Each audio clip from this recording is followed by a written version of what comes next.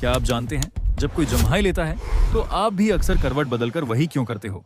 क्योंकि हमारे दिमाग में मिरर न्यूरॉन्स होते हैं। वो दूसरे की हरकतें कॉपी करने की आदत सिखाते हैं। यही कारण है कि जम्हाई एकदम फैल जाती है। बस कमरे में कोई एक गहरी जम्हाई लेगा और पूरा ग्रुप जैसे सिंक्रोनाइज हो जाए। कभी कभी तो स्क्रीन पर वीडियो देखते हुए भी हो जाता है। अब बताइए, आज किसके सामने आपने सबसे अजीब जम्हाई ली? नीचे कमेंट करो। और हाँ, सब्सक्राइब मारना यार, फ्री का है। यूट्यूब ने अभी तक टैक्स नहीं लगाया।